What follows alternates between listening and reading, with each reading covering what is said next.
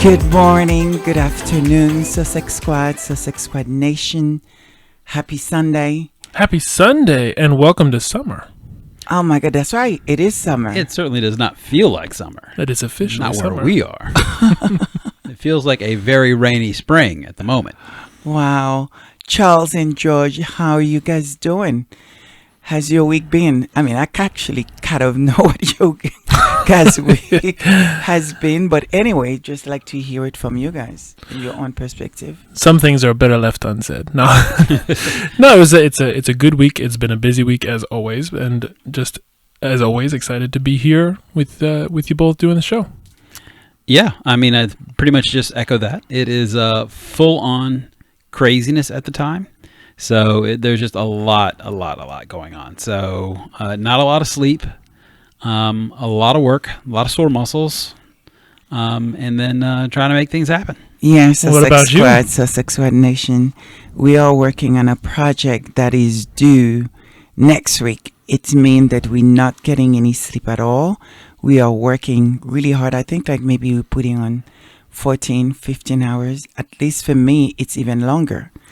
Because I have a lot of research, I have a lot of things I need to get done and be prepared and be ready. So, yeah. But for me, I am better compared last week. I think last week was very difficult doing those two words. I didn't like the way they make me feel.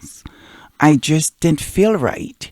I didn't feel right doing them. I don't think I was quite prepared and ready on how I was going to feel afterwards. I think I would like to say I apologize to you guys, Sussex Squad Nation. I feel like I didn't do those words justice because it's a very tricky thing because in very charged words. And so there's many places you can go with this word and you have to be careful. And last week's words were lies and hate. Exactly. It was very, very difficult because I know I had to be cautious on what I said and try to sort of make sure I didn't say too much. The emotion was there. Everything was there. So I feel like I was rambling a lot and I couldn't say what I really, really wanted to say.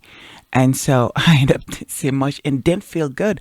I think I must have gone right to bed. But that is, of course, after what happened to us. Can you guys go over and tell Sussex Squad Nations and Sussex Squads what happened?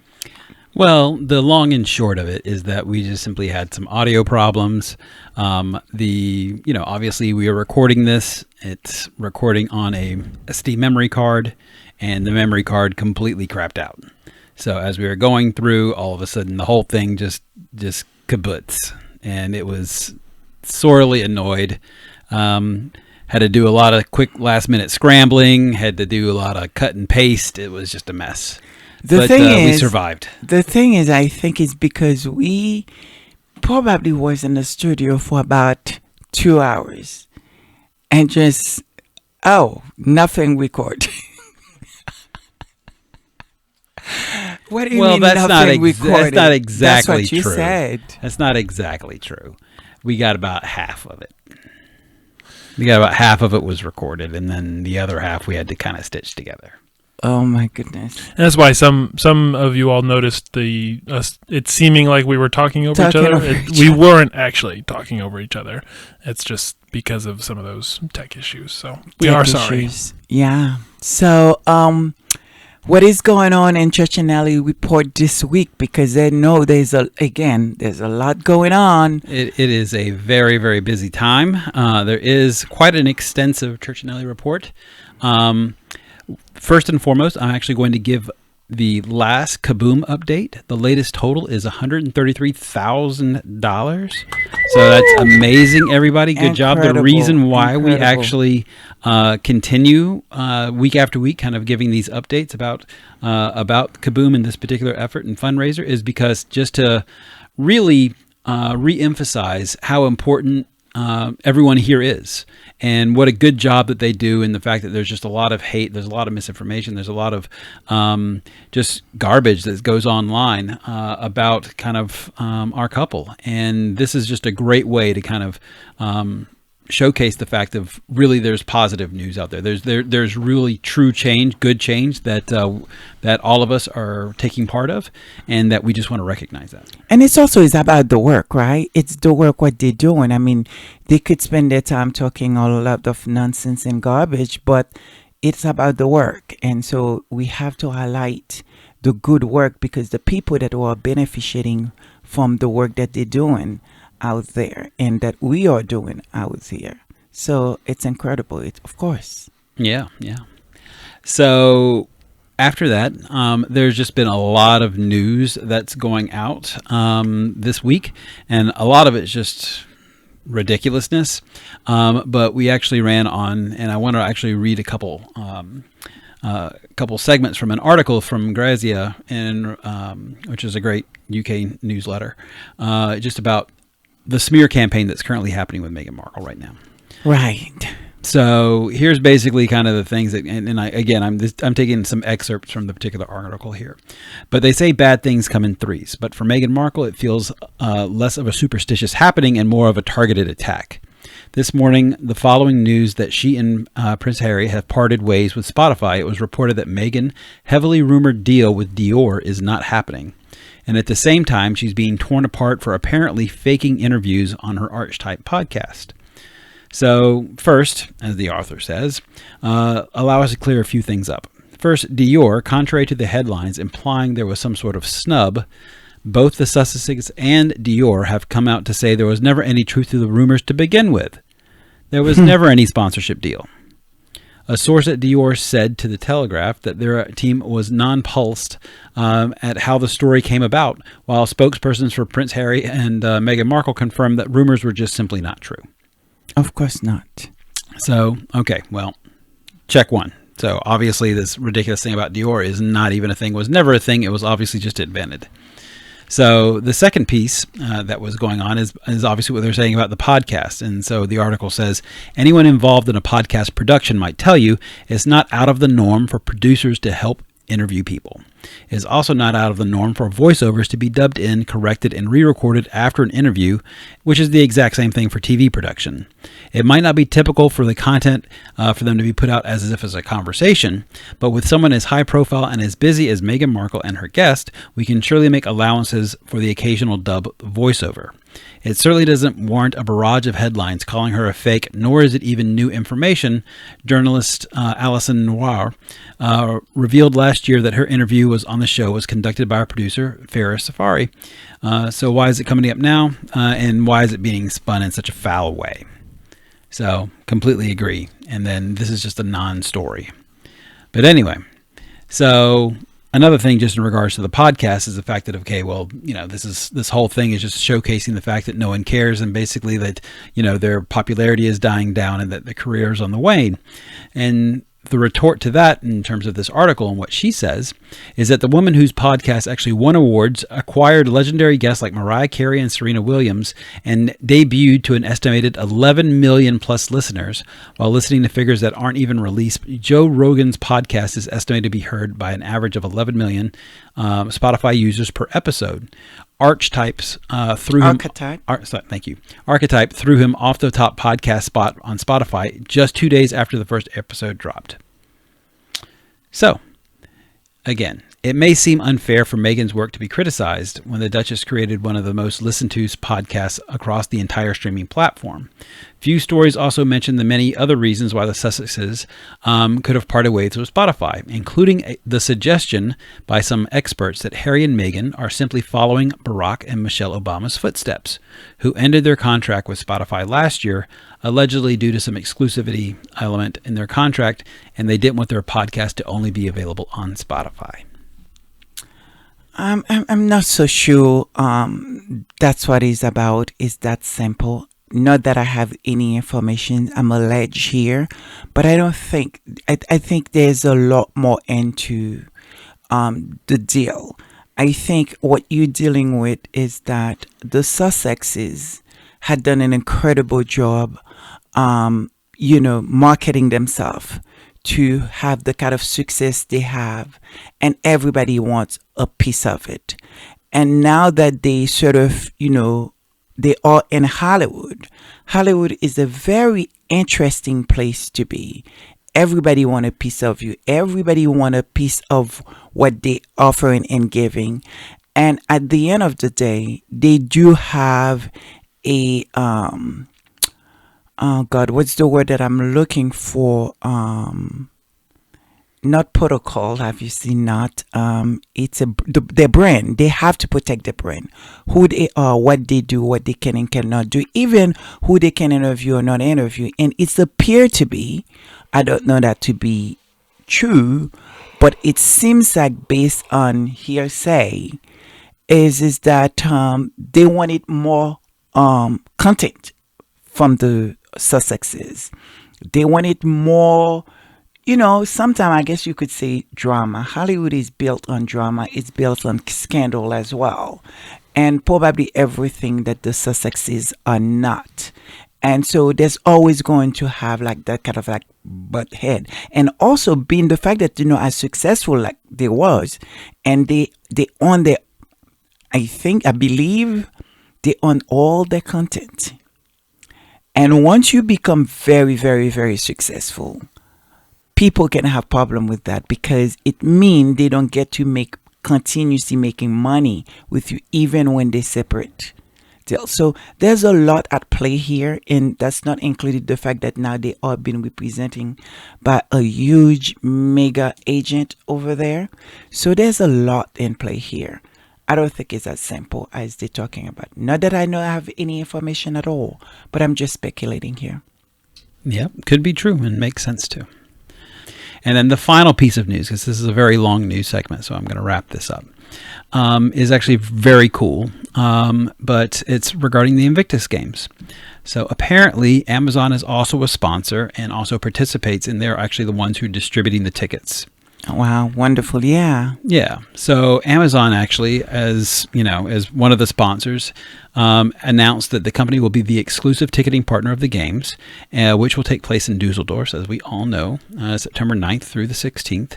And as a global employer with strong ties, it is committed to equal opportunity and is actively supporting the inclusivity of the games. And for this reason, Amazon is enabling the interested spectators to watch the multi-day sporting event free of charge for the first time ever.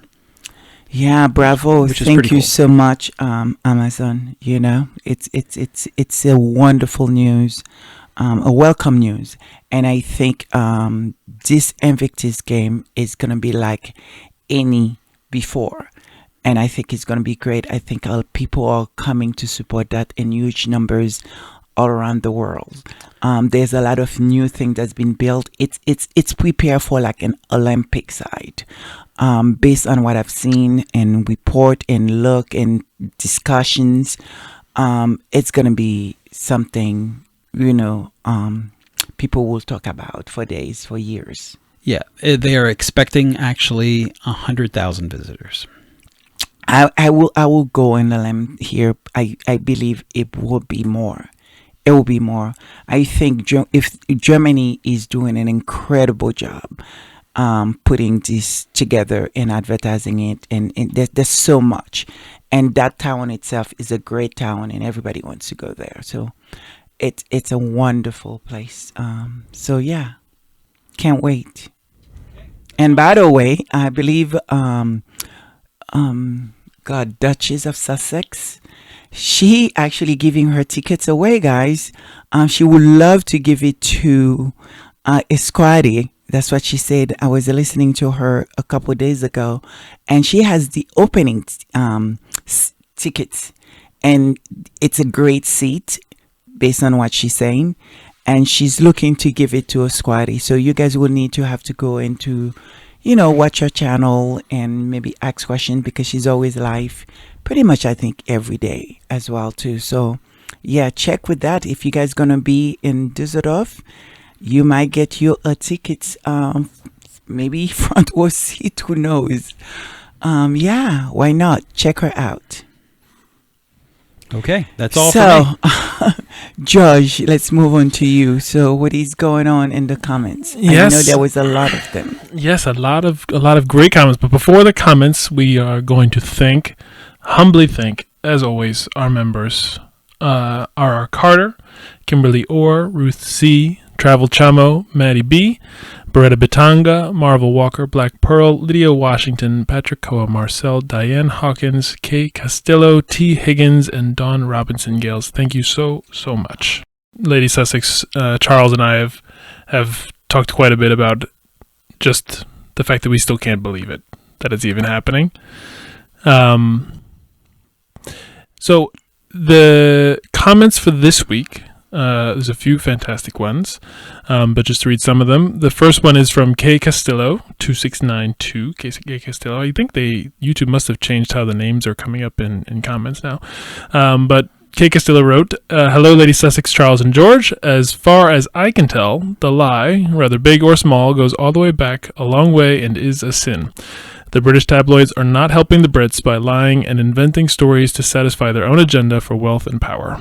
Hope you had a wonderful Sunday and happy Father's Day. I celebrated my birthday by comforting my husband and the father of our children. Prayers for Harry's court case and this channel." Thank you so much. Oh, thank you. Great message. And again, happy belated Father's Day to all the fathers out there. So the second comment is from KA2241. She said, "I love your podcast. Thank you. You guys are insightful and smart. I would have loved if you would have touched upon the grief aspect of hatred, especially as it pertains to the royal family. I think the reason for their pointed hate towards H&M was their grief and sorrow at the realization of their social mediocrity and their lack of freedom. When Meghan graced the scene with Harry, their stellar social skills and capital exposed that being in line to the throne or being born into royalty does not automatically convey intelligence, beauty, and likability. On top of that, as a socially astute spare, Harry could parlay his status into a type of personal/financial freedom none of the other royals will ever have. You can see the misery and grief on Kate's face in almost every photo. We can tell by the videos that her marriage to William is all but over. The same misery and grief is on King Charles's face as he realizes that he just will never be a beloved monarch like Queen Elizabeth because of his adultery. You can see the pall of grief and sorrow as the royals struggle to stay in unhappy marriages, struggle to deal with their unpopularity, and the shame of their social mediocrity. This is where the venom of their hate comes from, the understanding that royalty can still breed mediocrity and can lead you to be trapped in roles that are not in line with your personal happiness." Wow. It's such an incredible, that's the whole show. I tell you that. And yes, we are going to get into all that today. And when we first read that comment, I think you had made a good point, Lady Sussex, is like that is one of the main reasons, not maybe main reason, but one of the core beliefs we have about this service in the first place is that we're not experts, and we'll say that again and again and again because that's the truth. But the point isn't to be an expert. The point is to actually engage a conversation and to provoke dialogue and to stimulate that sort of thought sharing and idea sharing. And so that's right. That's exactly the kind of thing that we'd love to read and see because that's how we all grow together. Yeah, indeed. And for our last comment for today, it's from Glenroy Reed, who wrote, "My good people, I have come across your podcast by accident, and unlike most accidents, it has added extra positivity to my Sunday. Your admiration for Baron is understandable and deserving. Personally, I have come to appreciate the Sussex Squad podcasters as one gigantic family of harmonious love. A love fest. Each one of you brings your own unique, exceptional perspective to those conversations that have to be had and must continue to be had. Without these conversations, the only outcome would be a repeat of that fatal nightmare in the tunnel in Paris. As you've correctly pointed out, the lies will intensify and become more pervasive and persuasive. And then the epiphany. People tell lies when they are petrified of something or someone. Harry has literally ditched the Stockholm Syndrome. Meghan knows her worth and bolted with Harry from the kind of material wealth that only death would have separated the worthless from. And although in Harry's memoir, Oprah's interview, and documentary and series, the hatred and lies this biracial woman of substance has and had continued to endure, and yet she is still standing, it's unbelievable. The kind of fear derived from this hatred that these derangers are espousing on a daily basis can only lead to self-destruction. Human beings are just not designed to function with that kind of hate towards each other. I can only extend my gratitude to the Sussex Squad podcasters and family for the circle of protection that they have selflessly placed around Meghan and Harry. So beautiful, say. So beautiful, say. I mean, it's words straight out of God's mouth. Really wonderful message. But yeah, my love for Barron, it's something I cannot describe. How you can sort of feel so connected with someone that you never met, you never really speak on the phone, but yet that you feel very in sync with that person. Very often that I'm putting a show together during the week thinking that I'm thinking this, and then just to turn him on and then he's talking exactly what I'm thinking about, or I'm listening to him, don't know what the next thing that he's going to say, I'm thinking about it, then he's actually saying it. And of course he's so funny. He'll make you laugh, he'll make you cry, he'll make you feel everything. He's just such a wonderful and so giving, the way he treats his audience and care about the rest of the community. And I feel very connected and very probably in some ways protective of him as well. So yeah, I do love him. And so I don't want to apologize for really constantly promoting him and talking about him, because I truly believe in him. I believe in the work that he's doing and the undertaking. It's hard work. I mean, we only do this once a week, and we can tell you it's just the hardest to put a show together, for 2 hours. He does sometimes 3-hour show every day. And then come up with content after content, and it's never the same. And it's like you miss a day, you miss a lot. It's not like you could just watch a segment and say, oh, okay, I'll listen. No, the next one is better and better and better and better. And you just like, wow. Well, what's more is that he does those 3-hour shows daily and does them all laughing and having a good time and smiling. Exactly. I can tell you, if the three of us were doing a 3-hour show every single day, it would not be full of laughter. Because in a normal day, we deal with a lot. I mean, we pretty much very high stress people, but I suppose that's what happened when you're in the honor roll. I have to put that out there. Hard work, but hard work pays. So should we get the show started? Yeah, we should get the show started. Even though I just said it, we'll say it one more time. We're not experts. We don't claim to be. We don't. I mean, maybe we want to be, but we're not. And we're not here to change anyone's beliefs. We do, however, believe ourselves that if you can at least encourage everyone to take a step back and to think and to pause and to reflect and actually try to communicate, the world might actually be a better place. And so that's what we're here to do. That's right. Let's get the service started. Don't be afraid. We are a society built on love, built on tolerance, built on love for each other, acceptance.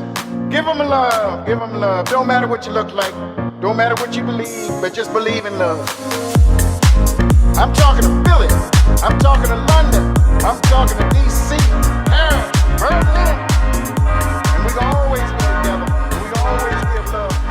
And we want you here as long as you bring love. Sussex Squad Nation, Charles and George. Today's words are two words that I think it's so appropriate for this week.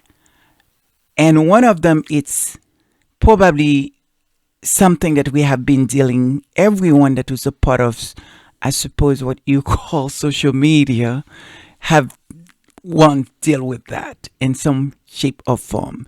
So the first word is troll and misinformations. So Charles, how should we look at the word trolls? Sure. So for troll, I was actually kind of surprised because I thought that, okay, well, how many definitions for troll could there possibly be? Turns out there's quite a few. So First of all, it was actually first used in the 16th century as a noun. It's what we actually first associated with a troll, which is actually a Norwegian Norse mythology kind of thing. It's a giant demon, probably akin to something more of like a Middle High German is more or less kind of the root and etymology of the word. And then what it is that, as I mentioned before, it's Scandinavian folklore. It's about something that inhabits caves or hills. But then you go to this whole other thing when you start talking about the transitive verb, and more or less what we're going to be talking about today. And even in there's actually layers of definitions on top of this. And there's things that, I'm not the biggest fisherman, but apparently there's trolling and fishing. And again, I knew that in the back of my head, but it's not the first thing I think of when I think of trolls. But apparently the first definition is to fish by trolling. And then obviously as roots of that is basically trolling through the fish, or basically pulling through water a lure in order to troll fish. Right. So didn't even know that. And then there's the one that we're going to be talking about today. So definition 2A is to antagonize others online by deliberately posting inflammatory, irrelevant, or offensive comments or other disruptive content. Right.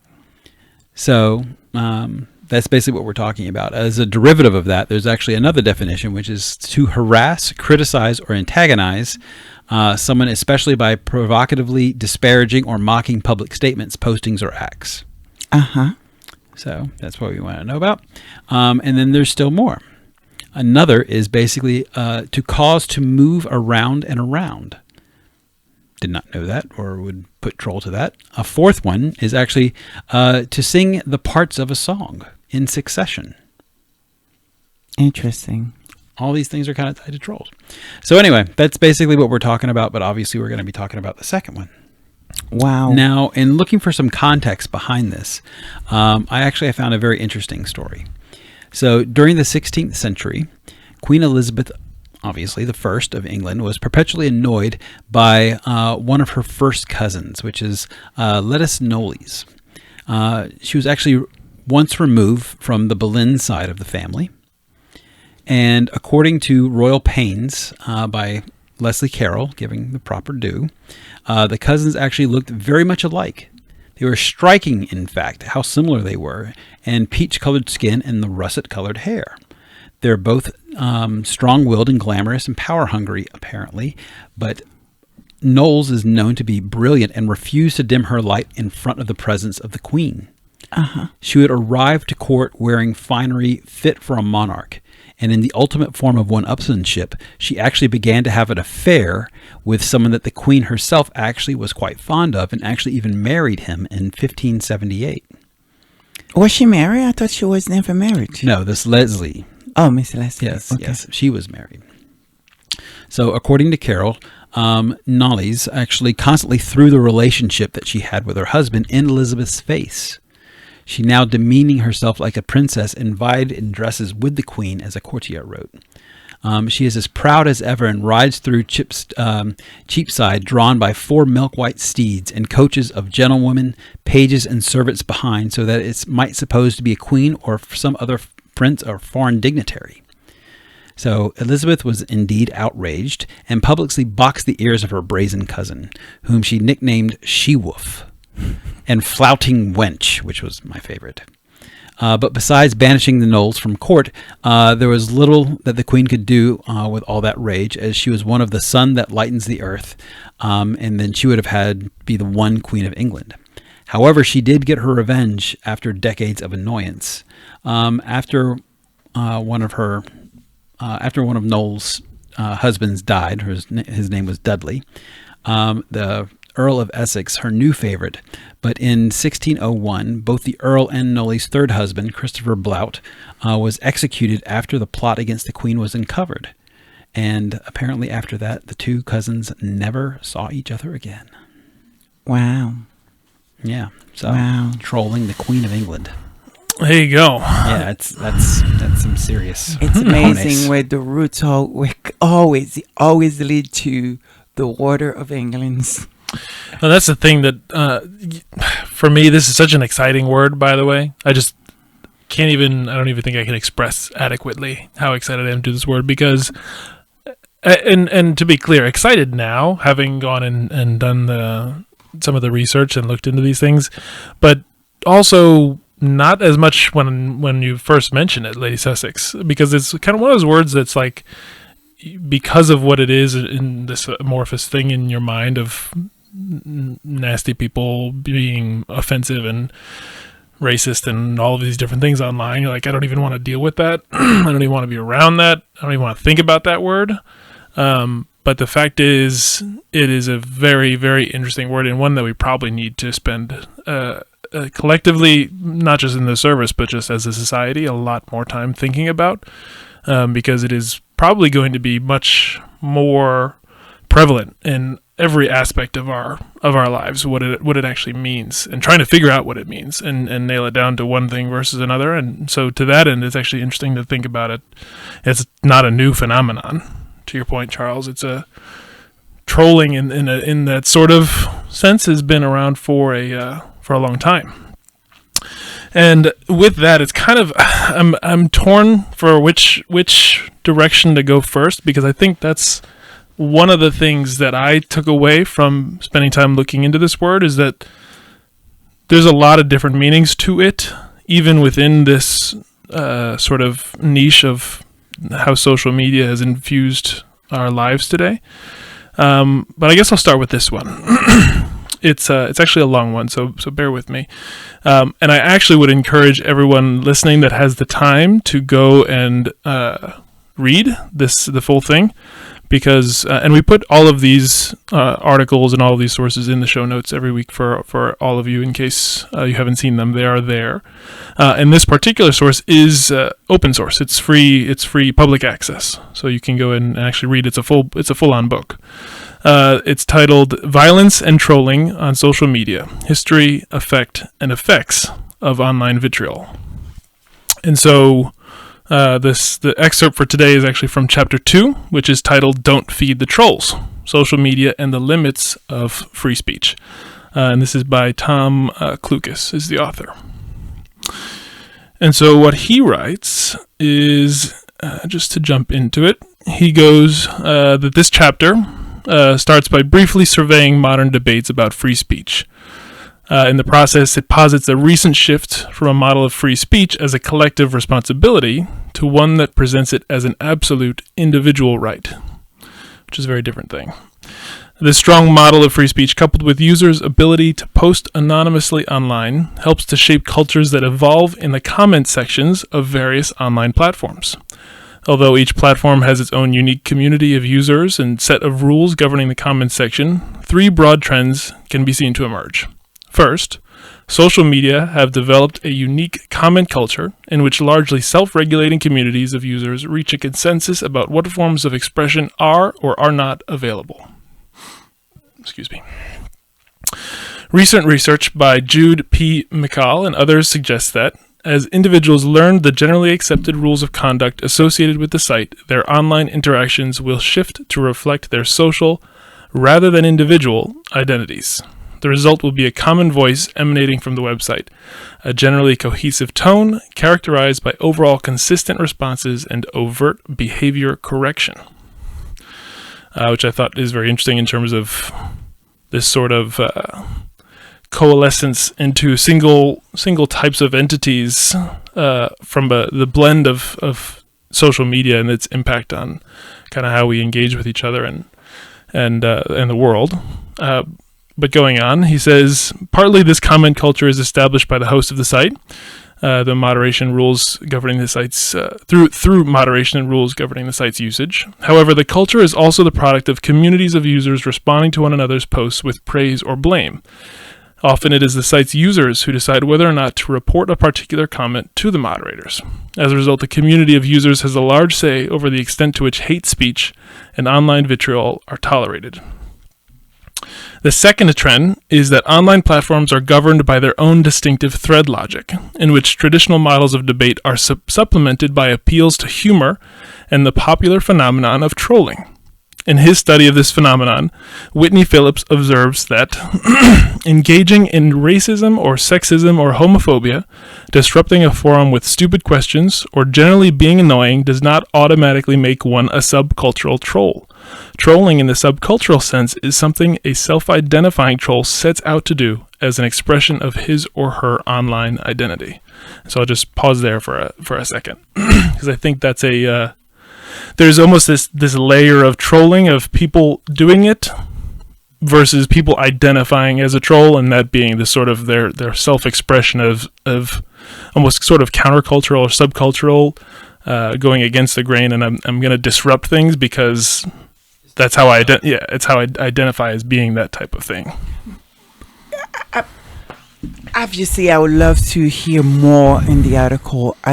Because I want to see the difference of being racist and being all the horrible thing, what it makes so different just because you choose to identify or say, I am this person. You have ownership to it. Do you understand what I mean? You're giving yourself a name somehow is a bit different than if you don't give yourself that name, but really still doing the same thing. So I kind of not sure if I'm agree with this point of view.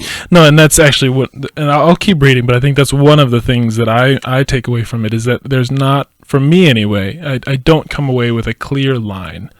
And I think it's a very difficult thing. It seems to me to be a very difficult thing to judge because it ends up getting very close to the area of who decides what is allowed to be said and who allows what's not. Obviously, when it comes to hate speech and racism and xenophobia and things along those lines, those are fairly clear and they're easy to see and identify and call them out for what they are.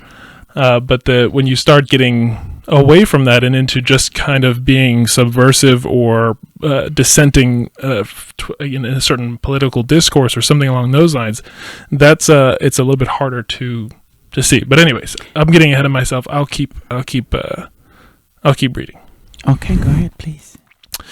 So he goes on. He says, real trolling aims to disrupt accepted practices of online debate and conversation for the sake of, quote-unquote, lulz, which Phillips defines as a particular kind of unsympathetic, ambiguous laughter.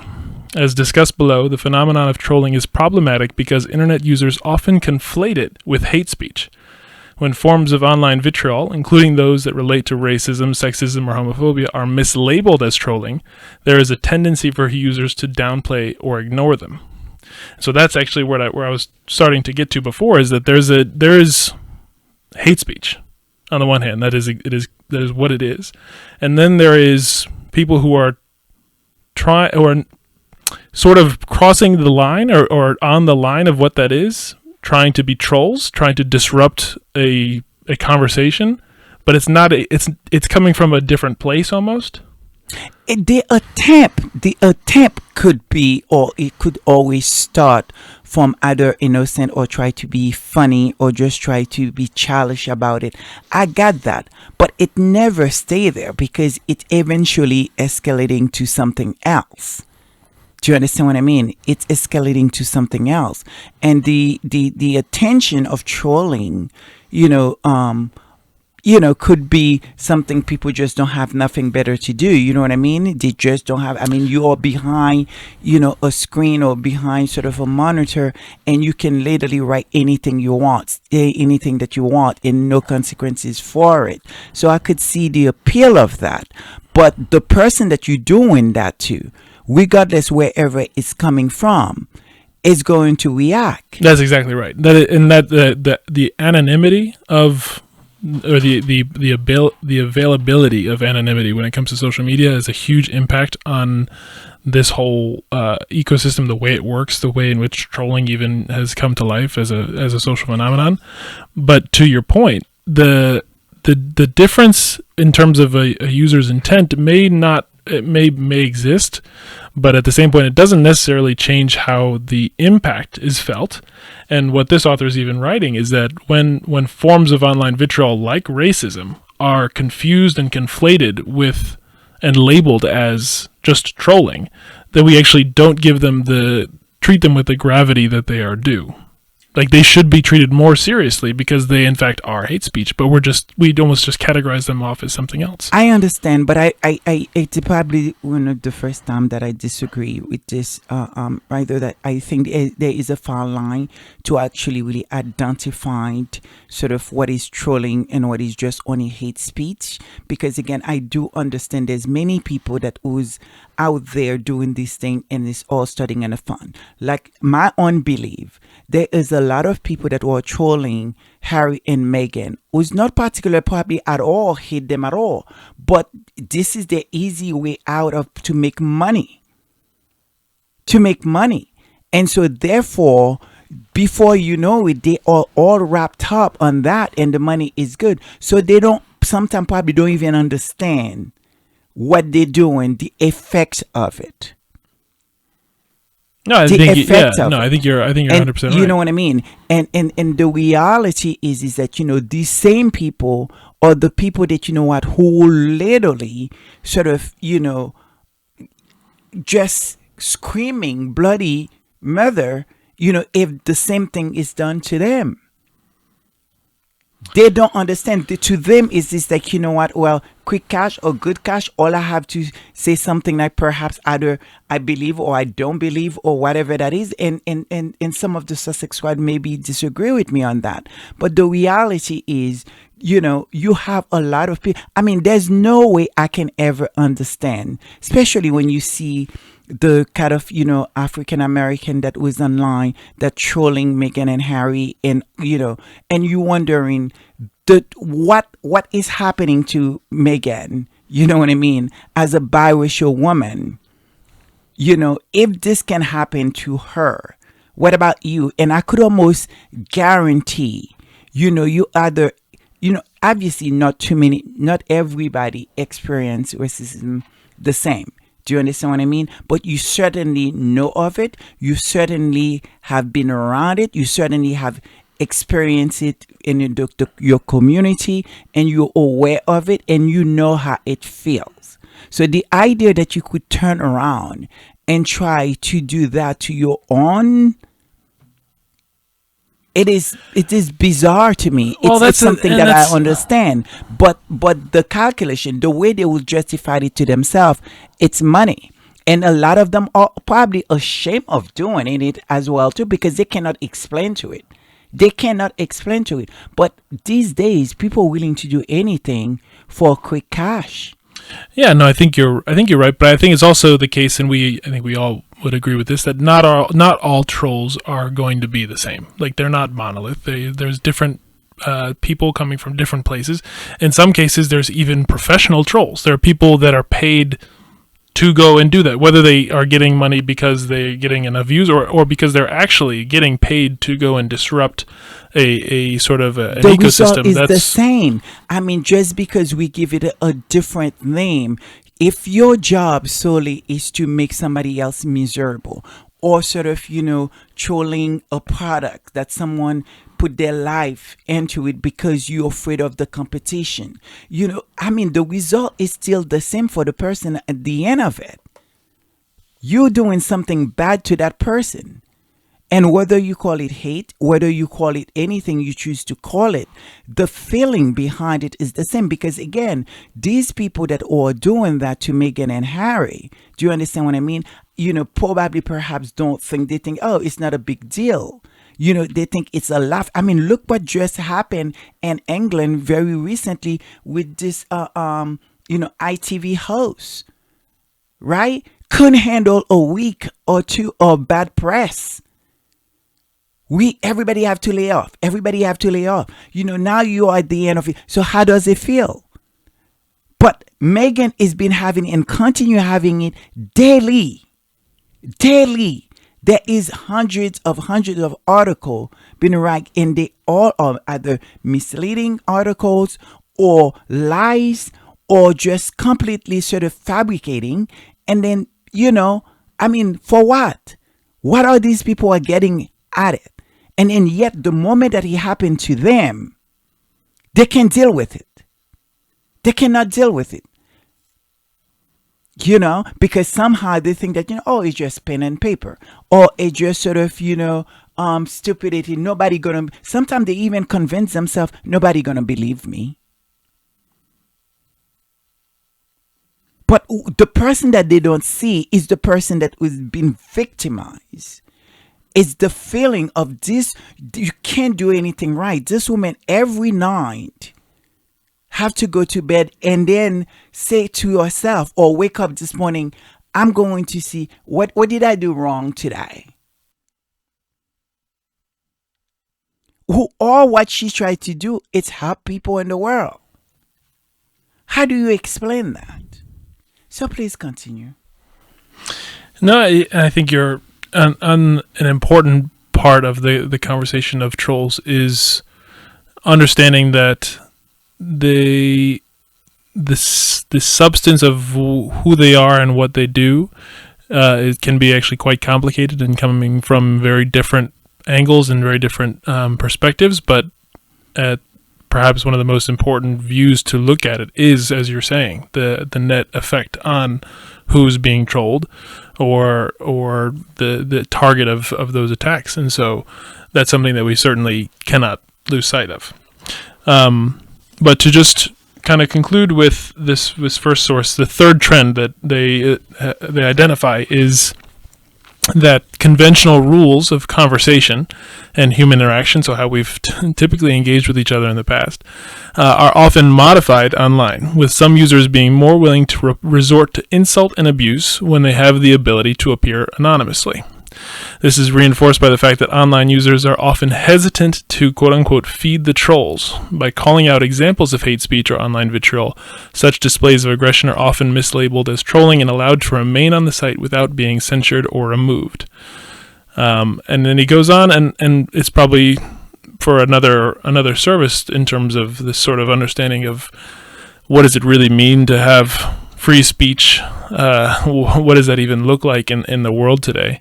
But this reality of a world in which we engage with each other both online and offline, and each one influences the other, and the ability to appear anonymously in the one is going to have actual tangible consequences on how we interact with each other in the other, is something that's very important for us to realize. Right.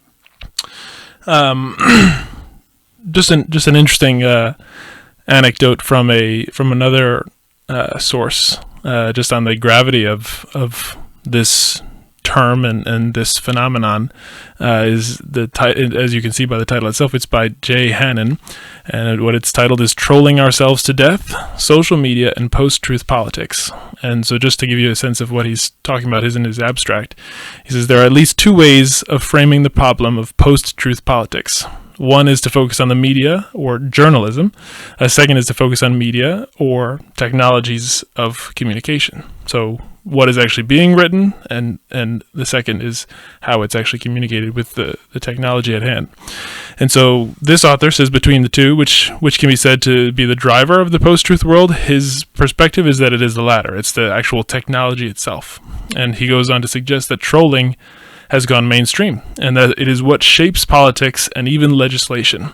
And he adds a twist to Neil Postman's 1985 classic thesis, arguing that we are not so much as amusing, but as trolling ourselves to death.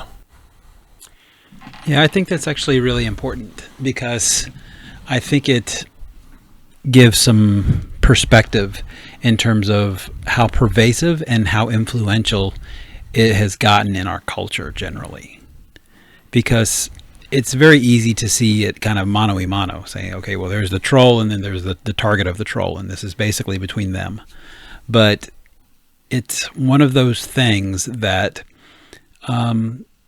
people are passionate about, and then people also enjoy. They enjoy fights just generally. That's just kind of how it is. They like the drama, is what Lady Sussex was talking about earlier. And when you do that, you get conversation going. When you get conversation going, you basically have a lot of people talking. You start developing sides. You start getting noticed. And then as a result, you start shaping opinion. And I think that's where it starts to get dangerous, because if you've noticed, the rhetoric and the commonality behind the really hateful and disgusting rhetoric, as that tends to be in the popular consciousness more often, it seems to take the sting out of it. So the more that nasty racist language is spoken and the more that people hear about it, the more that it's commonplace, the less it's seen as being as bad as it has been. I think that's a real problem that we're facing now, is because there's these things that almost we're being desensitized as a community and as a culture by having all these nasty things so commonly thrown about. It just feels to me, or my own understanding to what really is going on, is that there's a lack of empathy that most of us have these days. The lack, whether it's the lack of connections that we don't have because we're more constantly on our, sort of online. Like, I believe we spend more time online, like, than even spend with our friends. Most of us don't know each other's number unless we go onto our phones, or whether or not that, like we don't connect with one another. We don't even look at each other anymore. And that is something that I started, being conscious of. The fact that, you could be on the table just eating, and you just kind of, the first thing that you do is that.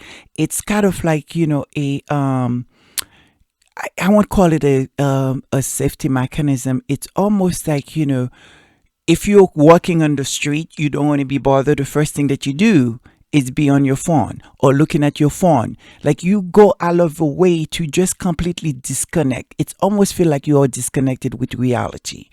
And if you are, for many of these people, it's appeared to be, that is my opinion, or have been bullies in school, and then now they get to be the bully themselves. They get to call the big shots, right?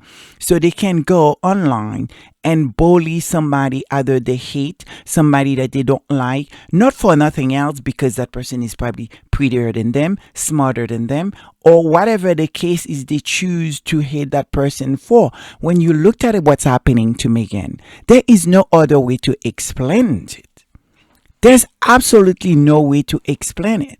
I mean, we've been sold for, as a little girl, I can remember, the countless of sort of, princess book.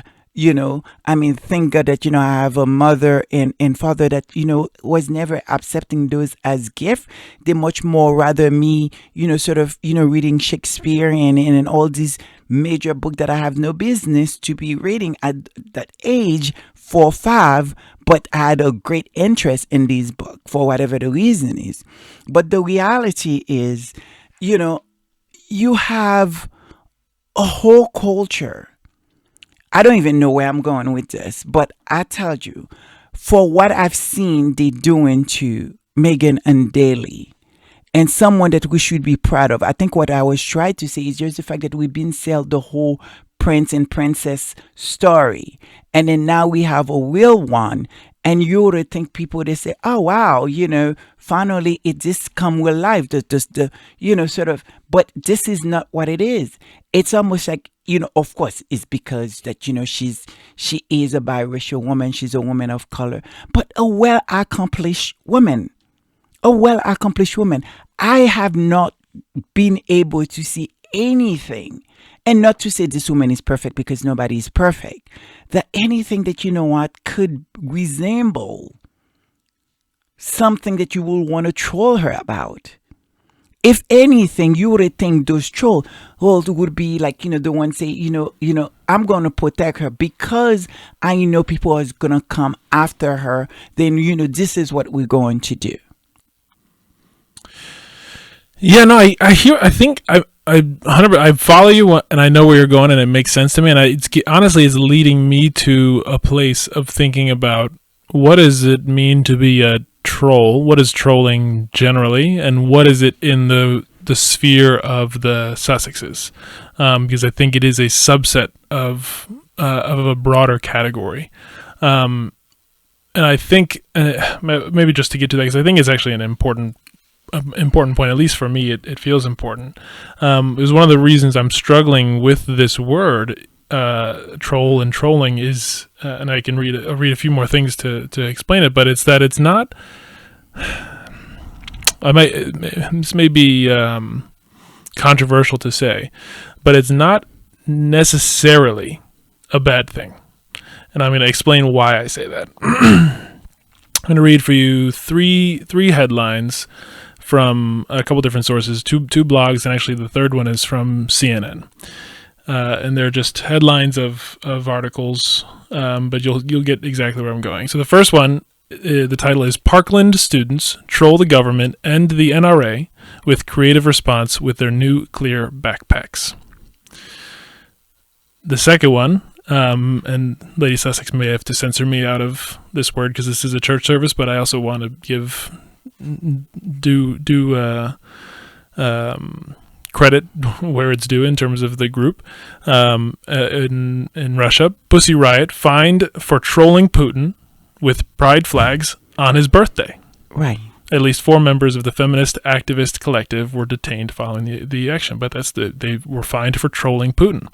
And the third one is the one that's from CNN. Actually, it's the headline is Ryanair, the airline, the budget airline, can't stop trolling Boris Johnson. And just to give you a little excerpt from that, it says the budget airline posted a spoof summer drinks menu on its Twitter account on Tuesday. This was a couple of years ago, mocking the Prime Minister over a Bring Your Own Booze event that was held in Downing Street's garden at the height of the United Kingdom's first COVID-19 lockdown. Just for some fun, the parody in-flight drinks included a Bojojito, that includes a dash of deceitfulness and a virgin vax on the beach, though passengers can bring their own booze to give it a kick.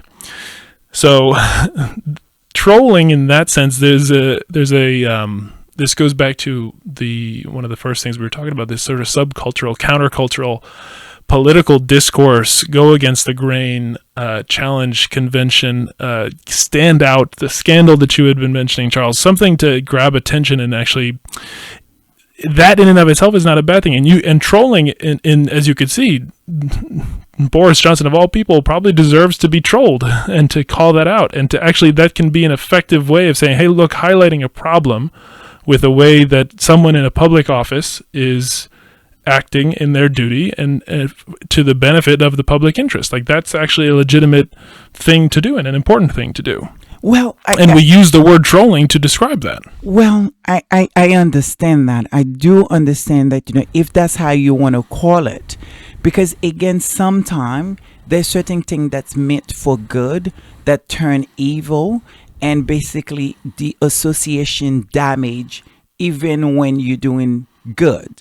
And so for me, when you think of standing up for, something, sort of, protest something or sort of have a debate, if you want to call it trolling for just telling the truth of what is going on, what is acceptable, not acceptable, have a sense of quorum and have a sense of dignity, a sense of respect.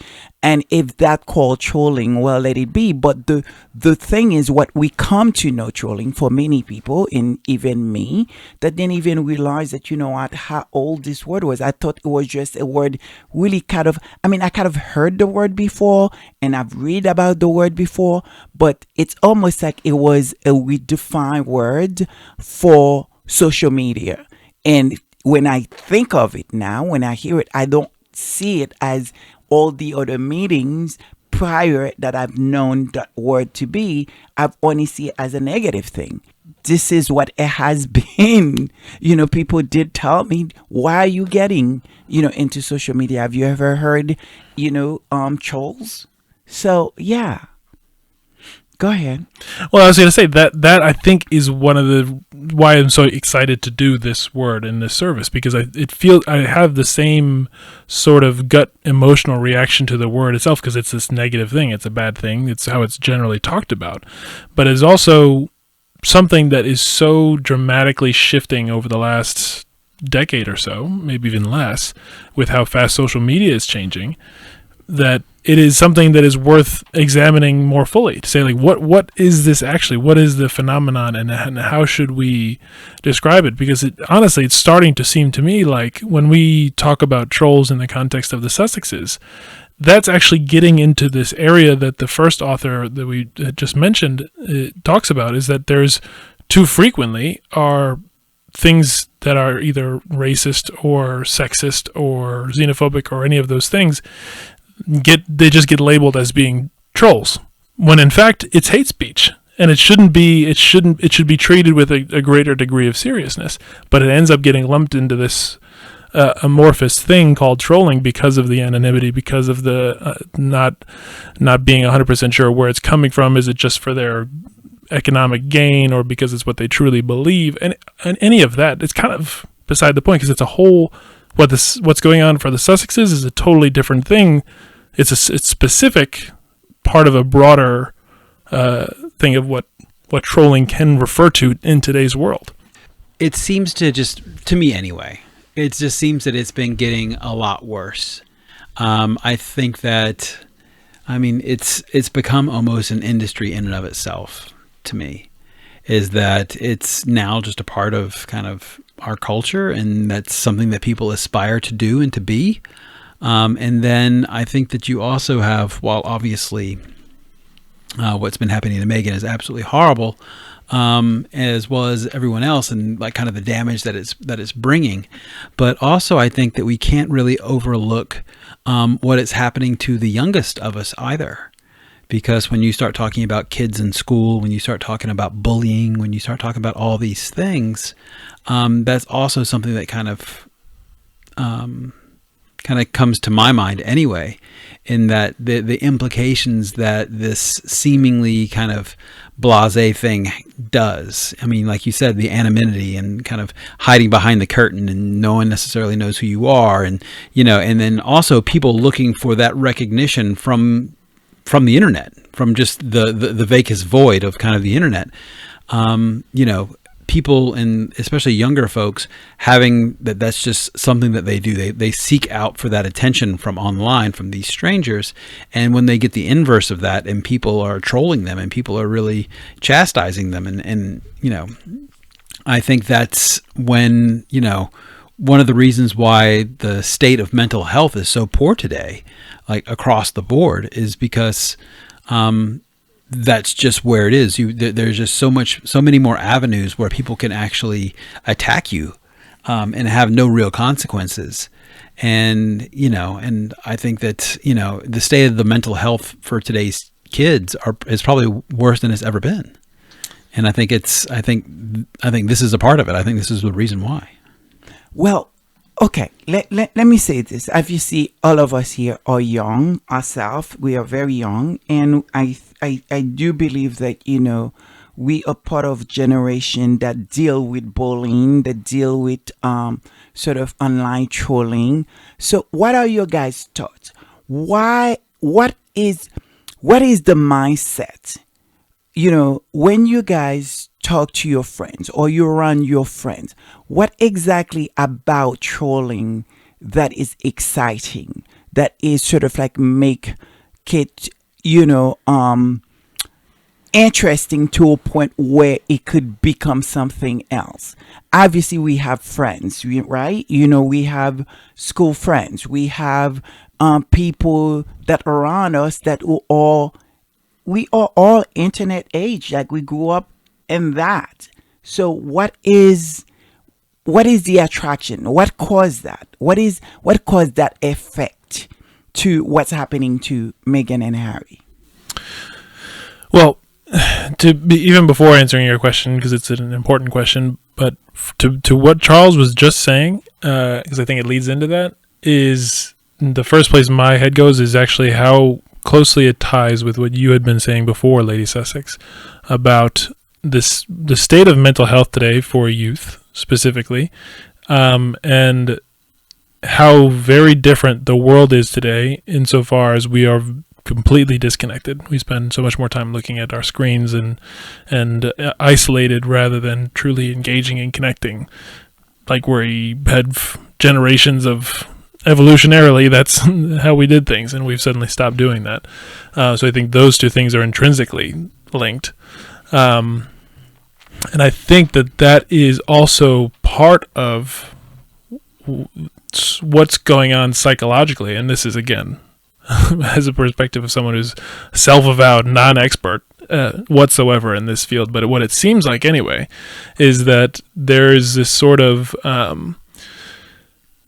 mental game that technology plays with our minds, that you get this affirmation from getting a reaction, and you have this shield of anonymity when you're engaging in certain spheres, that you can go and you can behave against the sort of the rules or things that you were maybe taught to adhere to growing up, certain values, and you could say, oh, I can actually go outside of the prescribed bounds. You see, there's always, like, America's Funniest Home Videos, there's always, like, toddlers or so that say, don't eat this cookie, and they leave the cookie there, and as soon as the parent walks away, they go and eat the cookie. Like, we have this urge to go and break the rules and do what we want to do, and suddenly when you can go and do that online without consequence because you're doing it anonymously, and you can get this sort of dopamine type of rush from seeing the reaction or seeing the result of it, I think that is the staging ground, that is the fuel, the setup in which this phenomenon can thrive. And I think to go from there, I think it's not too hard to see how we are easily attracted as a species to hate, more hateful, more exclusive, more competitive, and competitive in the bad way, though, not in a good way of making other people less to make yourself better, feel better kind of thing. I think that all those things kind of combine to create this sort of environment. Let me ask you guys another question. Have you guys on campus or work ever aware or know or participate in a trolling? I'm just asking. It's important. Okay, so it's a really interesting question, and it gets back to where my head has been, which is like it's so hard to nail down what exactly trolling is. And this is where I keep landing, is like it is one thing in this sort of the Sussexes world and what is so constantly levied against Harry and Meghan, but like as a phenomenon, like as a social phenomenon, it seems bigger. One example, actually, Charles and I could share from past work, from trolling a colleague in a very friendly way, in a benign sort of harmless way, but fun for the team that we were working with. This colleague had left very close with them, but they had left their computer unattended. And so we, walked over, typed up a nice, funny email, and sent to the other members of the team just as a joke. And it was just some ridiculous thing about how, I like apple pie or some sort of nonsense kind of joke. You and Charles did that. Exactly. Mm-hmm. But I don't even consider that trolling. But that's a practical joke. But those are very different things. That's the thing, though, is it feels to me... It feels to me like the point of being a troll is to be provocative and to, again, I mean, going back to the definition, is to antagonize, and it's something that's hurtful. It's meant to be hurtful, and what we were doing was not that. But I don't know if I accept that definition, though. I don't know if I accept that. It is the definition. Well, that's from whatever dictionary put that forward, but that's where I think like these headlines of like how Parkland is trolling the government and the NRA because they used clear backpacks because of whatever new policy was being proposed in terms of safety procedures following shootings. It's like that's troll. That is they're trolling what the government was trying to do and what the NRA was trying to do, and it was a good thing. It's not a bad thing in that context. But they were antagonizing. At least to them, they thought they were antagonizing the NRA. So it does fit within the definition. Versus our colleague, we weren't necessarily doing that to antagonize. We were actually doing that to make him laugh. Yeah, it's true. It's true. I think, I don't know. I struggle with it because I think there's a part of it which is just kind of, for me anyway, seeing it as this going against the norm, almost like the disruption of the norm, of this disruption of the established sort of discourse, which sometimes and very frequently is a bad thing. But it's not and always. The reason why I wanted to see this word, because obviously what we are here doing, we are trying to destroy what is happening that we feel that is wrong against Harry and Meghan. And we think that is wrong. But I certainly would not want to be identified as a troll. Because again, does that make us a troll? The fact is that, because I want to look at us. I want to look at what is it that, we're doing? How do we identify with this word? What is the effect of this word is doing to real people out there? Because for us here in the Sussex Squad, who's promoting love, who is doing really good work out there, promoting Harry and Meghan because of the work that they're doing that we believe in, but I would not want anyone, even if you see the good and you say, oh, that's trolling, the fact that, hey, you're fighting the media, you're fighting this, you're fighting that, I would never want to give myself that name. And so maybe perhaps that's why I have a problem, because again, when you think of the Sussex Squad, one of the things that they're doing really, really, really well, it's protect their channel, that they don't let anybody coming in and talk garbage and talk nonsense. And it's usually the same silly, not making any sense, very provocative, very that just to get something of you to react. But that's not what we're doing. What we're doing here, we are asking real questions. We are pushing back to a system that is constantly failing us and it was lying to us, and we want change. And in any democratic world, this is what it's supposed to be. You're supposed to stand up and say no, because if you don't stand for something, then what is the word that they said? You settle for anything.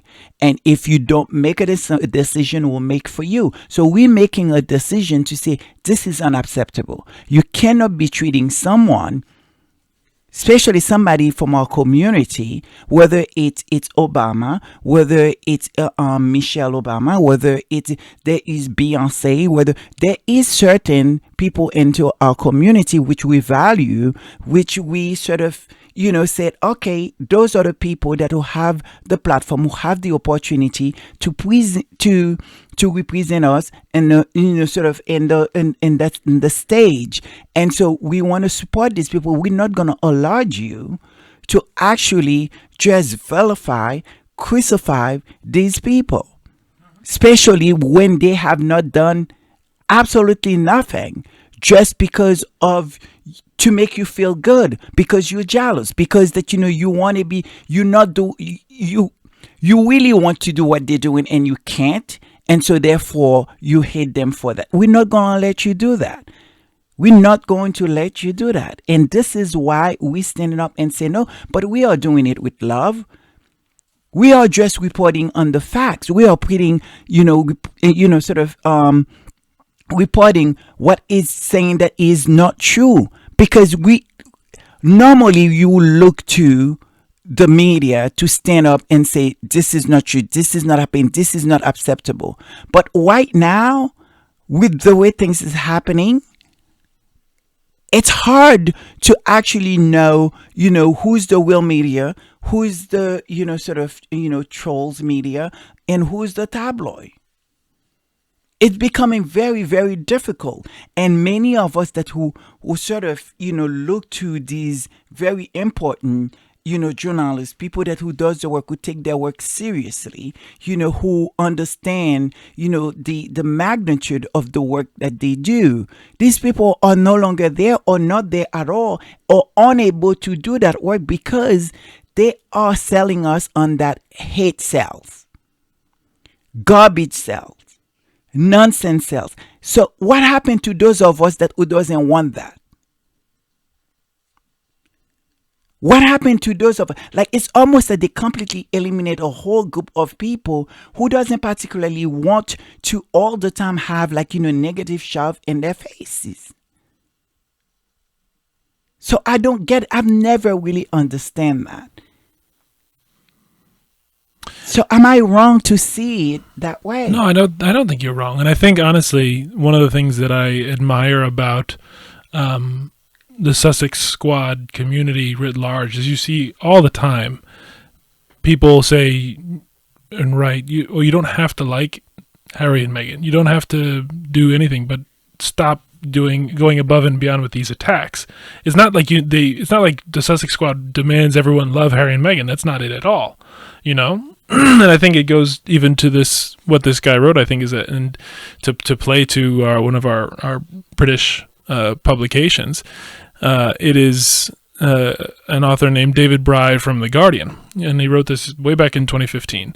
But the title of it is "Don't Assume that I'm an internet troll just because you disagree with me." And I think that's something that the Sussex Squad does particularly well, is that they understand the difference of what is it to be actually going above and beyond in trolling Harry and Meghan, and Meghan specifically, versus just the fact that, you have a difference of opinion if you have something that you could substantiate it with. But I'll read just a portion of this, just because I think he does a good job of even building on also some of the things that Charles was mentioning before in terms of the history. He says... he wrote this article and about how he doesn't like orange food, and someone responded to him, said, a trolling article.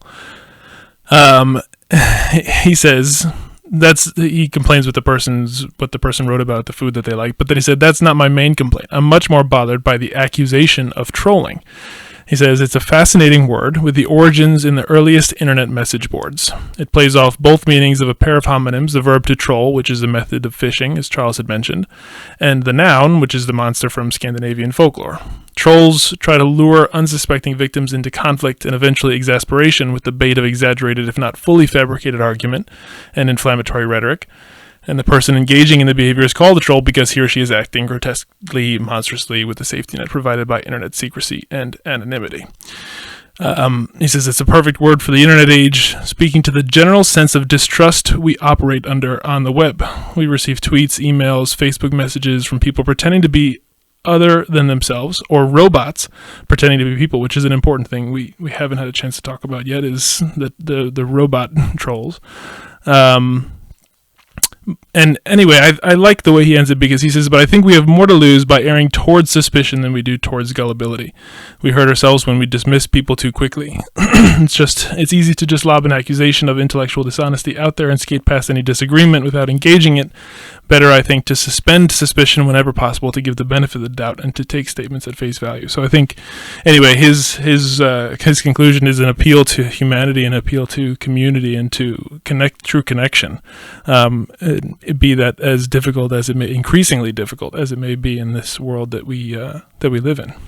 But is it the reason why very often that happen? It's because the people you count on to set the standard fail to do so. And so therefore you find yourself in a situation like that. Because if you have regulators, you have people that, who understand, what's right, what's wrong, and they allow these things to happen, then you will always find yourself in a situation like this.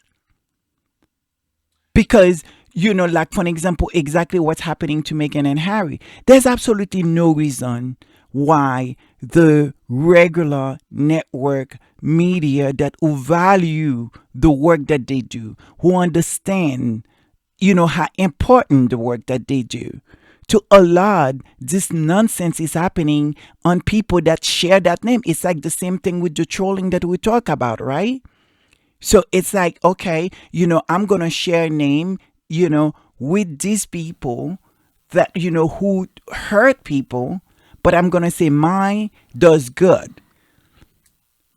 I don't know if I'm articulating it really well, but that this is when, if the people that we're counting on to step up and say, no, you can't do that, not on our name. This is what it is. Explain to us. But they have been very ambiguity about it. They've been very vague about it. When they do finally comment it, it's nothing of substance that, to actually sort of, create a real change.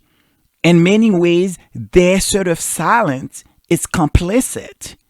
So then you have a problem like this where it's hard for people to sort of know, who's who, who's what. It's like right now, sometimes we, the Sussexual, maybe not all of them, we can be very defensive because when you're getting it left and right, even sometimes I realize, even when they do print an article that is probably resemble of being, positive, we so hungry for it. We jump at it and just later want to realize that, we just been had. I think that it wasn't really a thing. Just like the article we very recently which we read, and we were complimenting the fact that and then I believe one of our listeners said that the article was about just Harry and there was no sign of Meghan and was completely dismissive of Meghan, and we didn't even catch that until much later. Like, this is what I'm saying, because again, they are protecting their own. Somehow they feel like, if we comment it or if we say anything, maybe they'll come after us too. But that's not the case. That is not the case. So it's very hard for people to sort of, if no one of substance is standing up and said enough of this, and you looked at all the other royals, everything that is happening with the other royals, and you guys are not commented about. You are not saying what we are seeing in our face. And then here this woman and this guy you guys barely heard from. In fact, very recently, where is she? Why she's not out? Why she's not with her husband? Why she's not this? Why she's not that? You guys barely, and yet every single day you guys have 100 or more article that are negative about somebody they barely know or don't know at all, besides seeing her maybe on a red carpet or seeing her, with her husband. I think you're exactly right, and I think that that's an important point of when it comes to talking about trolls, is these communities, which largely operate online. It even was written about by the very first author that we called out today, is they take their cues, they have their rules partly from themselves in terms of how they interact with each other, but also largely from the hosts, the moderators. And in this case, it is the tabloids who are setting the standard in terms of what is acceptable or not acceptable by saying what they print themselves or what they don't call out or what they don't retract. That is then what is used as fuel for the people to go and then act like trolls. But are they tabloids? Do we made a mistake calling them a tabloid when they are the main source of news of people of England? Well, I think that's the problem distinct in England, is that, and we actually had this conversation before, and I believe actually we had a comment from one of our listeners that actually was, clarifying the same thing. Here in the States, it's fairly easy to kind of delineate the two things. We have tabs, and then we have basically broadsheets, and the two things are pretty distinct, at least from a physical product perspective. The news is getting shadier these days here in the States, but in England, they are very much intertwined. So it's very difficult to tell what, one page could be complete yellow press, tabloidy, and on the very next page, it could be, world events and actual news, and trying to delineate what is actually true, what's actually false, what's actually opinion, what's actually, newsworthy, is a very difficult line to draw. And I think, to your point, it's a dangerous one at that. Well, I think we need to move because we can stay in this way. I want to say one concluding thought, one final concluding thought, because I think it is an important one for us as a society when it comes to trolling, is they talk about a lot of these authors talk about how it is going mainstream. It's the nature of our political discourse these days, and that is certainly true and something for us to be mindful of. On the other side of that same coin, though, there is a trend. There's the example I've got for you is from Morrison's sham anti-trolling law in Australia, actually. And there's been criticism of this law that was put forward meant to curtail trolling, which seems like a good thing. But what it actually was doing in some ways, by some anyway, who are critics of the law, say that what it was really doing was empowering the powerful even further to curb dissent. And so this, like, trolling as a social phenomenon is hugely important, and it's obviously, as it is played out in the sphere of the Sussexes specifically, is going to have kind of cascading consequences for all of the rest of it. And that's one of the reasons why it is so important to focus on and support Harry and Meghan in what they are doing and what they are fighting against. Yes, I think that now we should move on to our next word,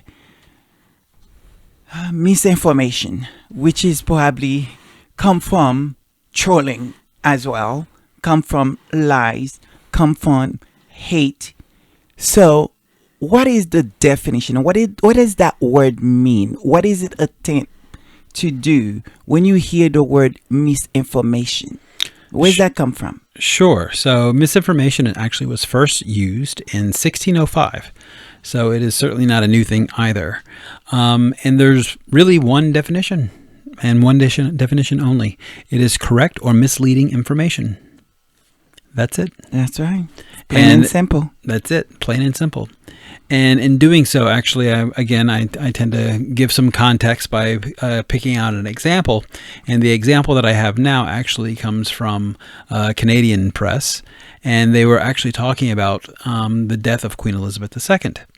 And really the misleading and false reports that happened, just after her death. And so the opening paragraph of the article says that no sooner was the death of Queen Elizabeth II announced than the monarch became the center of false and misleading posts online. They included unfounded claims that COVID-19 vaccine was the cause for her death. QAnon conspiracy alleged that she was murdered. And TikTok videos suggested that Irish dancers took to Buckingham Palace to celebrate the news. So again, and this is just simply a very short snippet of the kinds of things that it is. But, again, what it happens to be is the fact that, it deliberately putting out incorrect or misleading information. But again, this is where in a situation, why would people not making things up when you don't have the clear information? At first, allegedly, what was printed in the death certificate, old age. Then we heard there was a possibility, allegedly, that she may have cancer. So which one was what? We seen things that did not look right. We also hear from Harry that I want to make sure she have the right people around her. We hear allegedly, that they tell her what to do. She couldn't even see her grandchild because, she had an appointment to see him. And then all of a sudden that, he called and they say, now she's busy. We don't know. So then, of course, when you live in an empty space like that, you don't have the proper information. They're not telling you. Then, of course, you're going to have people coming, all type of different, controversy and things like that. And it's hard to know which one to believe because the people that was responsible for this information, it's not giving it. Or when they do give it, it's so like, okay, you say this, you say that. Which one is it?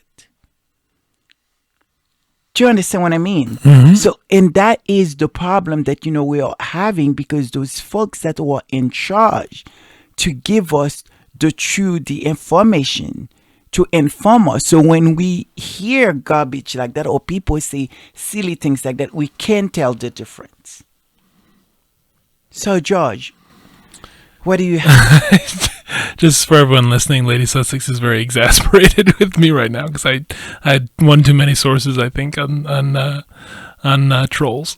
So not at all. It's she's just kicking me in that, the shins. unfortunately, the podcast it is so long, and I don't know whether people. I mean, no one's ever complained, but we're pulling a Baron. Like, well, we will never be him. He is incredible, and he certainly knows how to keep his audience interested, and who doesn't speak half English. So none of us can laugh like him either. He's got a good laugh. So with that encouragement from Lady Sussex, I'll move quickly. Gentle encouragement. Yeah. So actually, I don't know if I'm satisfied with the one, with any of the definitions necessarily. The one that I got is actually from it is titled Disinformation's Dangerous Appeal, and I understand that's a different word than misinformation, but that's the title of the article. Disinformation's Dangerous Appeal, How the Tactic Continues to Shape Great Power Politics. It's from the Fletcher Forum of World Affairs, written by Clint Watts, and it's actually a conversation transcribed rather than a journal article. So the forum asks him, can you define what is meant by the term disinformation? And this guy named Clint Watts responded, disinformation is information that is deliberately created to achieve an objective that is knowingly false. This means that the person, the organization, the country, or the entity that is distributing it knows that it is not true, but it's designed to create or achieve a deliberate objective in the information space. And at least according to Clint Watts, he says it's actually rooted in the Russian term desinformatsiya. That definitely didn't pronounce that right. They invented the concept of it, but which is when you make deliberately false information and spread it everywhere. It has to be distinguished from misinformation, which is false information that people share unknowingly. They don't realize that it's fake, they actually believe it. A good example is anti-vaccine misinformation. For example, people believe that vaccines cause autism. To this day, many people believe that, but it has been disproven. But people think that the people sharing it think that it is true. So for me, anyway, I don't know if I'm still fully satisfied or not, but at least I'm starting to get a separation of what is disinformation versus what is misinformation, and it kind of ties back to what we were just talking about with the role of the tabloids and the trolls, the troll armies that they sort of create. Is there's knowingly people who are the moderators or who are in charge of putting the stories out there actually knowing that what they're saying is false and still saying it anyway, and it is designed to achieve a certain objective, that being the disinformation. And then those who definitely who aren't better informed because that's the source they rely on, they simply that's what they know to be true because that's what they've heard, and so they pass on. At that point, it becomes from their end it's misinformation that they continue to perpetuate because they may not actually know that it's false. Well, it's amazing because that leads us to the misinformation and disinformation could be all in the same. It depends on who's saying it, because very often, they will either mislead or disinformation because for legal purposes, right? But let's talk about the Dior thing. For many of the squads, we truly quickly believe that, that information probably was true. Why? Because, Meghan wore a lot of Dior. In many of big occasions, she have worn Dior, and even sort of Harry of late wearing Dior. So there was no reason for us not to believe, that could be the truth. All $20 million, all these things. And it was a setup for something else. It was a setup for something else. And that is the problem. That is the problem. You have the Netflix things that is, just being in talking. Nobody knows. The Sussexes make it very clear. Anything that doesn't come from us, it's not true. Because these people are not speaking for us. They make it very clear. And why people continue to believe anything that they say, I don't know. Especially when they have been proven to be, liars and make a lot of mistakes that sometimes they barely corrected, allegedly. It's a constant struggle. And for me is that, I want you to continue, but I could see what's happening because again, it's a strategy that is going to fail again as all the one that's come before it. So please continue, Josh. Well, no, that was actually just the entirety of it in terms of that first one, just because I liked trying to, at least for myself, grasp where does the line between disinformation and misinformation get drawn, because I feel like they frequently get used interchangeably, but they're two different words. They should mean something different, and it makes sense thinking about it that there is information that's false, but it's not necessarily being pushed because they know that it's false. It's just what they happen to believe is true. But it actually, the next thing is actually was set up very well by you, Lady Sussex, earlier in the show in terms of what does it actually take for democracies to work. And actually really important article. It's titled "Misinformation and the Currency of Democratic Citizenship." It's by James Kuklinski. And just to read a little bit from it, he says, this is, let me get you guys the date. This is published in 2000. So he wrote, in the final chapter of Voting, Barrelson, Lazarfield, and McPhee in 1954 make a statement that is among the most influential and widely quoted in scholarly works on American politics. The democratic citizen, they state, is expected to be, in italics, well-informed about political affairs. He is supposed to know what the issues are, what the relevant facts are, what alternatives are proposed, and what the likely consequences are.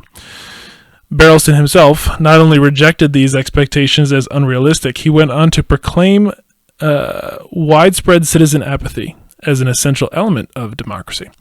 Barrelson's legacy has been his statement of conventional democratic norms, not his rejection of them. But from the publication of Converse's Classic in 1964 to the present, the normative thrust in public opinion research has been unwavering. Citizens should be factually informed. Deli Carpini and Keeter in 1996 state this view eloquently in their book On Citizens' Political Knowledge.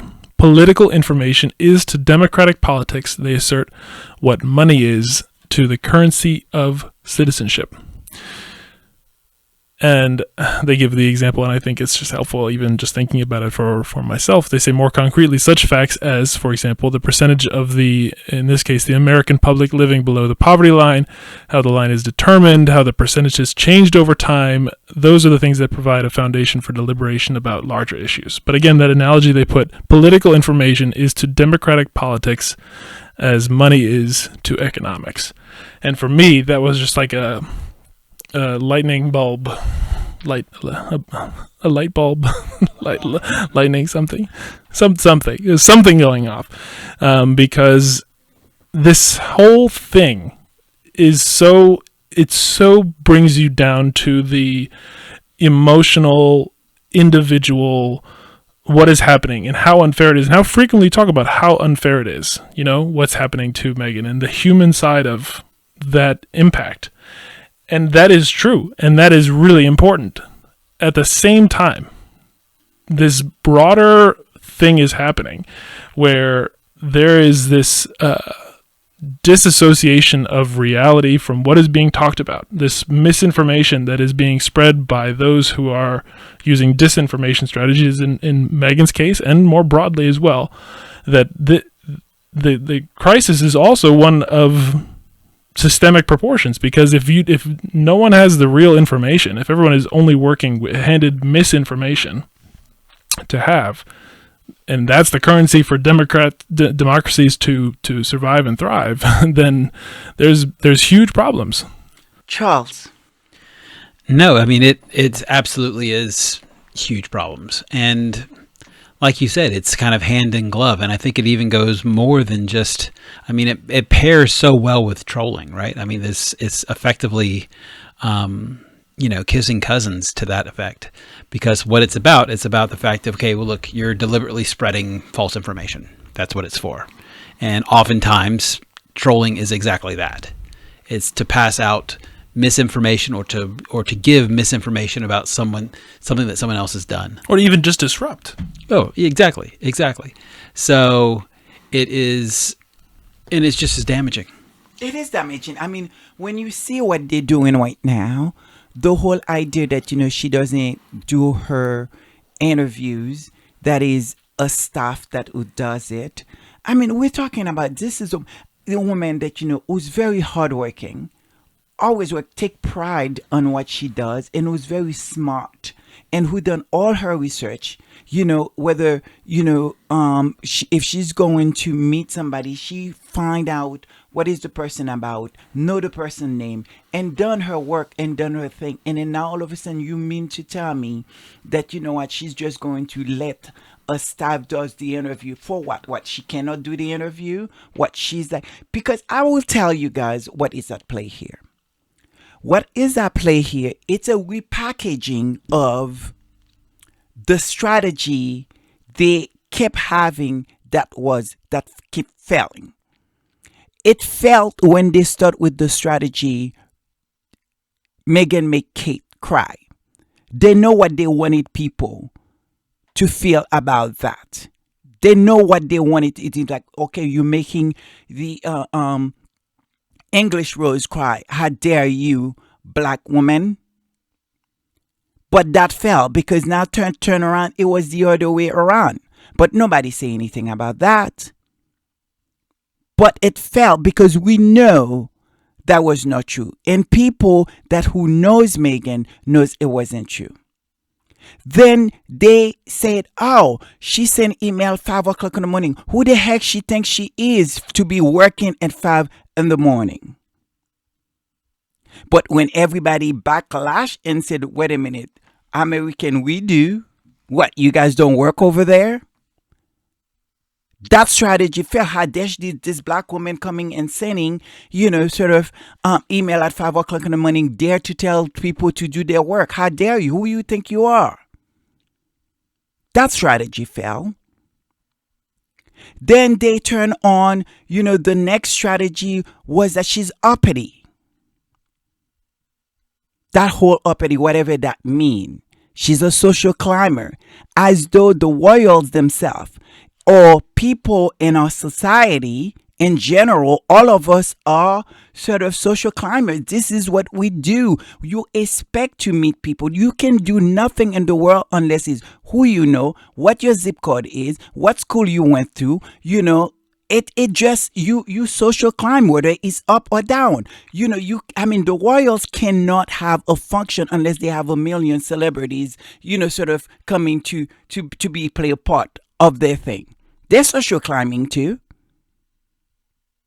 So I've never really quite understand. This is the people that are saying that these are the people that's going into Windsor, going into these parties and laughing and smiling and bow and everything. Isn't that social climbing? What does that do for their reputations? That fell because everybody understands there's nothing wrong of social climbing.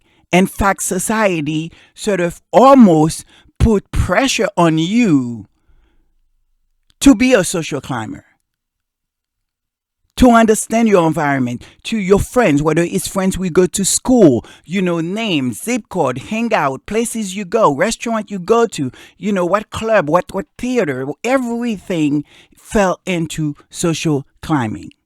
And the idea that, somehow you're going to sell it to somebody that is a wrong thing when you yourself have to do the same thing, that strategy fell too. Then they're studying, what Meghan want, Meghan get, as if like she's a demanding woman. That strategy fell. Then it's like, oh, she's controlling Harry. She, like that pictures that they have with her with rollers in her head and then your leash on it and whatever. So like she's this sort of, commando woman. That strategy failed too. Then she's the one that, who making Harry, leaving her parents. Harry hid them with Spare.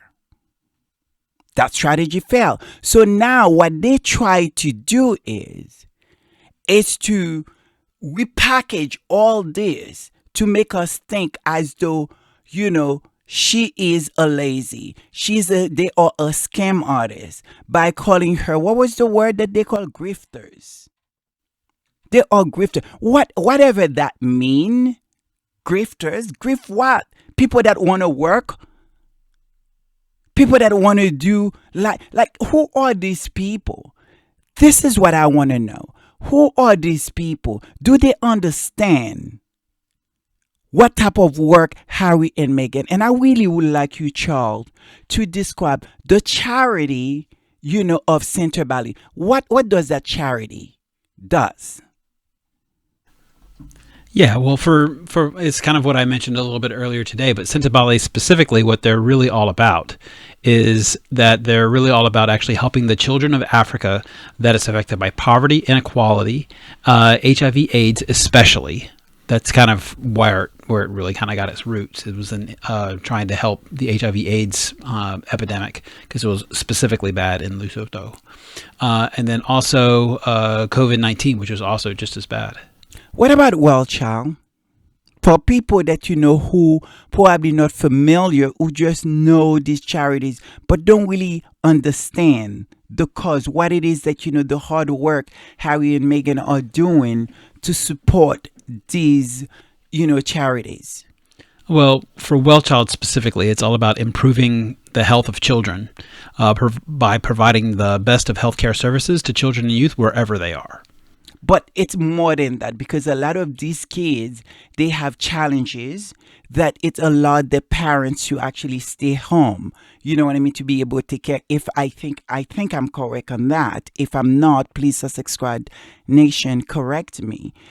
The reality is, this is, as Royal Sussex said in maybe the last week, not last week, a few days ago, she is not a head of state. Harry is not a head of state. These are people who make a decision. They're going to give their life to do work to elevate people who's less fortunate or who have difficulty. And so these people who are trashing them, who are doing all this thing, guess what they're doing? They hate these kids. They don't want these kids to have help. They don't want these kids in Africa that who end up with HIV to have the kind of help, the kind of safety net that they have. They don't want these kids, these white kids that in England that who are dealing with a lot of difficulty. These are the people that they are working against. Because not allowing Harry and Meghan to do the works, guess who it affects? The Kaboom kids who this woman waited for 20 years to find someone to actually make a dream for her community. For these young mothers who don't have nobody to turn to, and here Meghan coming in and help. To the kitchen ladies in England that had been affected by this fire, where all the royals have done nothing. Everybody comes, oh, we care, all those cameras. What have they done? Here Meghan coming in and really in some ways change those women's life for the better.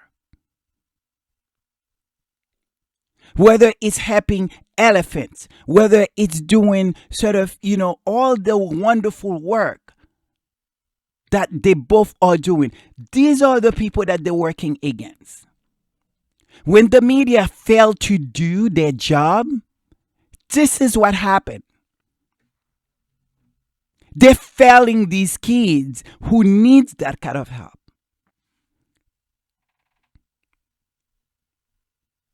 So you think you're not only hurting Meghan or Harry, because I truly believe they could just turn it off and say, you know what, enough of it. But guess who's lost? Guess who's losing? These kids.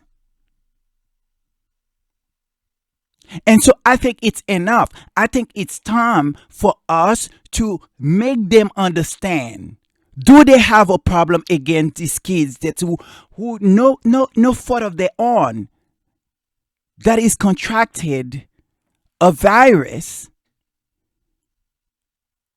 that may not allow them to have a future without the help that they're getting? Or these kids with sort of, issues that born with, but because of the help, because of the charity work, that it allowed the mom or the dad to stay home and taking care of these kids so they don't have to be sitting in a hospital bed by themselves. Those are the people that these people, those trolls, these so-called tabloids, are working against. And it's time that we call it for what it is. Do they have a problem with these kids? With those families? Who is these people that want to see these kids hurt? These kids be suffering? Who are they? Who are these people? And that's my question. And maybe perhaps that's how we should leave the show, on that question, to asking all those misinformation, because the last time that I checked, and as Royal Sussex said, Harry and Meghan are not head of state. They are not there to change our life or whatever it is that, to make, sort of thing. They are only there try to help the less fortunate, the people that who doesn't have the kind of platform that what they have, or the attention that they have, and try to highlight what their work should have been, what many of us perhaps maybe should be doing, inspire a bunch of group young people to do positive, wonderful thing, and those are the people that you guys are working against. These are the people you guys are working against. Because it's really not about Harry and Meghan. It's about these kids. It's about these kids. So that is my question. So, Charles, if you guys don't have anything to say, let's move into verse, please.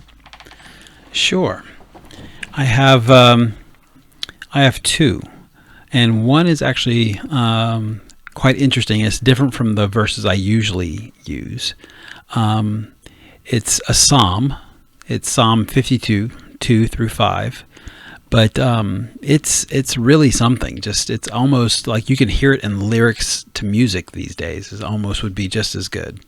So here it goes. Your tongue devises destruction, like a sharp razor, a worker of deceit. You love evil more than good, falsehood more than speaking what is right. You love all words that devour, O deceitful tongue, but God will break you down forever. He will snatch you up and tear you away from your tent and uproot you from the land you're living.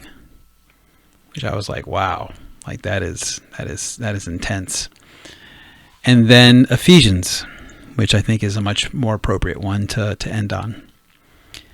Therefore, laying aside falsehood, speak truth each one of you with his neighbor, for we are members of one another. Amen. Josh, can you pray? Because I am, Go ahead, please. Thank you so much, Lord, for another week. Thank you for all of the many blessings that we have, even just to be here with one another and to be able to spend this time. Please be with us all, especially in this world increasingly polarized, increasingly atomized, increasingly filled with the output of a digital world that we don't even really know what to do with, and we don't know if it's taking us in the right direction or not, and we don't even know how to steer it. But we do know what is right or wrong, and we ask for your strength and your guidance for the Sussex Squad to be an army for the truth, for goodness, for love, to combat misinformation, to quiet the trolls, to actually fill the space with messages of love and hope and truth so that the world can be a better place. Amen. And I will extend on that. First, it's pray for a girl, Ivy, who is have decided to end her shows, and I like to believe that she's not ending to be a Sussex Squad member. I believe she is, and she's moving on to something different. And I know that whatever she does, it's going to be wonderful, because I always look up to her from the beginning of her show as this professor that will coming in with, like, doesn't play no nonsense, ready to work, ready to do the work, and very particular and very precise on what she say, what she put out there, and she bring her facts and she bring her historical thing. There's not, I mean, I don't know how much more I can say about this woman. She certainly has really influenced me a lot, and doing this, as well as Royal Sussex, and I believe he also very fond of her as well too.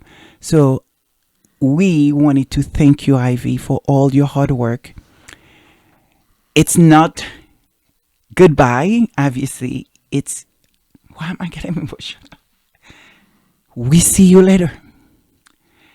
But I also like to extend my prayer to the Sussexes, where we all believe, and I truly believe, we are winning the war with the so-called tabloid in England. But I know they face another reality, another issues. It's Hollywood. Hollywood can be a very difficult place for many people. It's always started with fun, always starting with big dream, and many dreams have realized and many dreams have failed. And it sometimes can be a place where you don't know who to trust, because everybody has a camera, everybody want to sell a story, everybody want to associate with you, especially when you are the hottest and the best things around. But I do know God is with them, and I know what they stand for. And I also know Megan has been in Hollywood for a while, and she understands the game, and hopefully God, you will guide her. You will give her the strength to deal with the evils that are out. So we will leave you guys with this wonderful song. This is our closing song by Kirk Franklin and Maverick City Music. No, we're not being sponsored by anybody here, and we're just people who love music. And of course, our church is here. A part of it is Eugene Music, which probably why we can't, sort of the word that I cannot say. Monetize. But that's not what we're here for. We are here to promote love and to stand up, for the Sussexes and for those kids that who need the Sussexes. So the song's called I Know I Can Make It. I know that I can stand no matter what may come. No matter what may come my way, my life is in your hand, God. So let's worship together. Have a good Sunday. Take care of your mental health, and call someone today and tell them you love them. We love you, Ivy. Good luck, my friend. Good luck. See you later.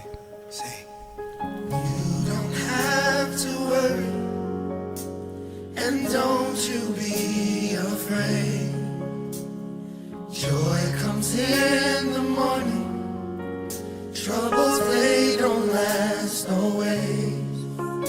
For there's a friend in Jesus who will wipe your tears away. And if your heart is broken, just lift your hands and say this with us. Oh, I know that I can make it. Hallelujah. I know that I can stand. No matter what may come my way. My life is in your hands. with Jesus.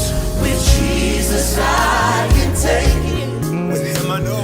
With him I know I can stand. No matter what may come my way.